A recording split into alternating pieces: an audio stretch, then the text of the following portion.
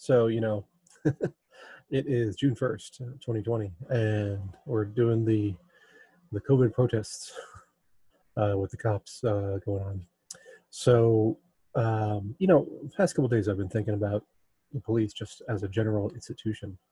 And, um, I was wondering, it's like, what, on a total, if you look at everything combined, what is actually the benefit of police?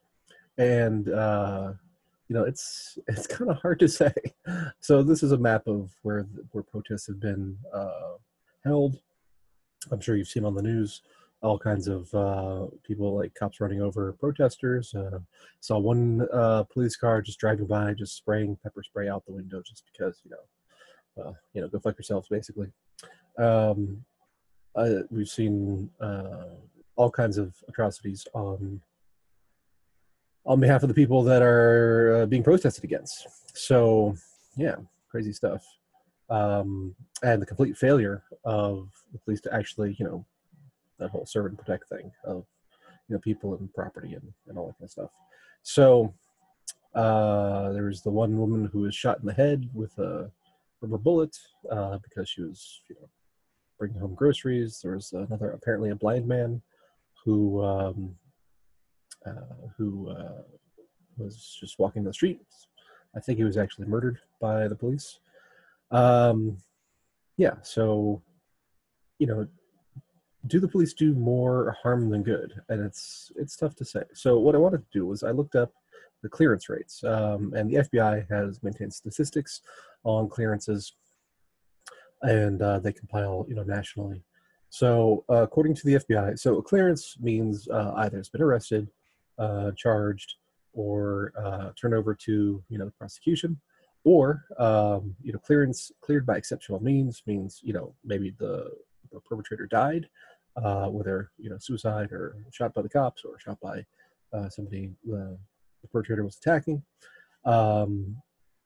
or something else happened to make it not go through the court system. So basically, here's the summary chart. Murder and non-negligent manslaughter, 62% of cases are cleared. So, again, we're saying that means, that's the guy, one way or another.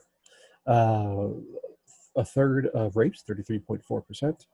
Robberies, 30.4%. Aggravated assault, 52.5%.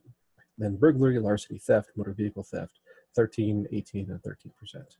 So basically, if someone steals your car, there's like a 1 in 7 chance that they find the person. It's nothing to do with whether you get your car back or not, just finding the criminal. And, so, I mean, these statistics look better. I mean, not great. I mean, if you're raped and you figure out the 1 in 3 chance of finding the attacker, if you're robbed, slightly less than 1 in 3 chance. Aggravated assault, half 50-50 basically. That's not encouraging, right? So, but percentages are one thing, but what does that mean in total numbers? Because I'm sure there's way more burglaries than there are murders. So let's see, how many murders in the U.S.? Number Statista. I don't want it by state. I want total.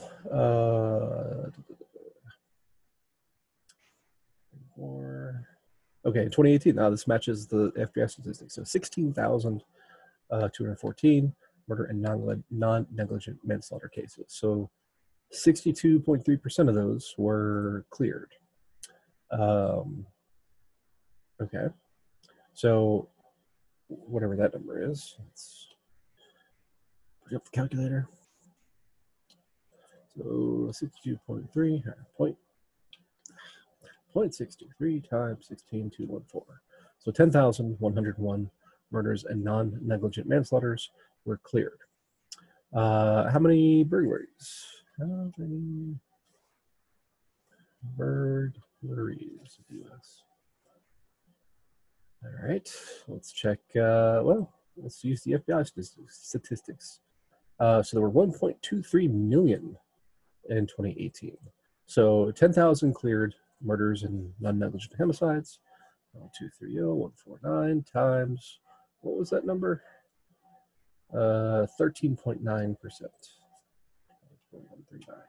So 171,000.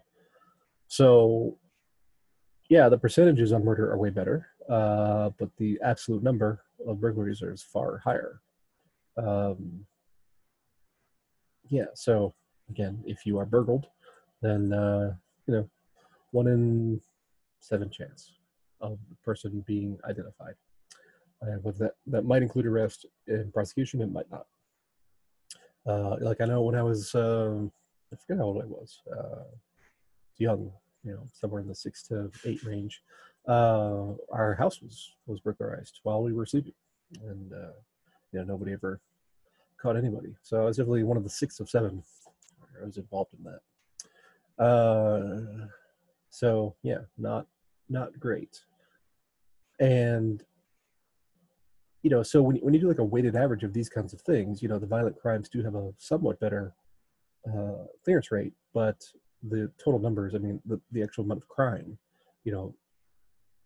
probably 5 out of 6 or 4 out of 6 go unsolved or uncleared, which is not encouraging. But then so that's the positive of the police, right? So you have that, plus you have to add on the positive side whatever deterrent value the police might have. That's really hard to estimate, but I don't think it's a lot, actually. I mean, so the a lot of police are doing traffic tickets and parking citations and just run-of-the-mill kind of stuff that I don't think would be a net benefit to society. But then there's the active bads, right? It's like how much asset forfeiture in the U.S. So let's look at wikis, see what they have to say. United States, history. That doesn't really give me a good answer.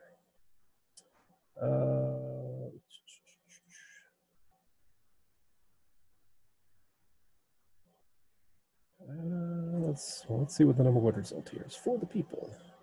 So I saw a chart a while ago saying that the amount of funds seized through asset forfeiture is actually now greater than the amount of funds lost through burglary. So modern. So 2014, $4.5 billion. And some states have reformed their laws. A lot haven't, though. Let's see. How many people killed by police in the U.S.? Okay, Statista again. So 20.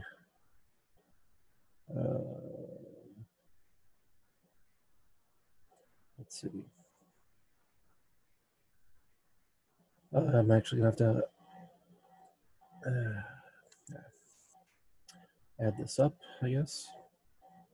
So let's look at 2019. Or let's look at 2018 just to keep the numbers the same. So we got 399 for whites, 209 for blacks. Hispanic is 148. Other is 36. And unknown is 204. So 1,000 basically in 2018. So 16,000 murders, non-negligent homicides. 10,000 of those were cleared in some form or fashion, and then 1,000 are people were killed by police, and maybe they were criminals, but maybe not. There's been all kinds of cases, like we see with the most recent one, going back to the LA riots in what was it, 96, 95, Rodney King. So yeah, basically you know, let's do 1604, so 6%. So you've like if you were murdered in the U.S., you know, maybe a 6 or 7% chance you were murdered by the police. That's not exactly encouraging. So you take all that together, it's like what, you know, it's taking all these tax dollars, it's taking, you know, creating all these problems. You know, is there actually a net benefit to having police? And it's hard to make a case that there is. You know, it's just that whatever that ephemeral deterrent value is, and of course you can't test that until you have a counter example. And you know, in that hypothetical counterexample where there is no police, you know, people like we're seeing in some of these places, you know, defending their businesses, people will take, you know, precautions on their, you know, for their own property and not have that external reliance. Because you know, like a lot of people say, you know, when seconds count, the police are minutes away, right? So I think there's a strong case to be made that it's just not worth having. Anyway, that was my thought for now. We'll see how things evolve with all the protests and the rioting and the looting and everything.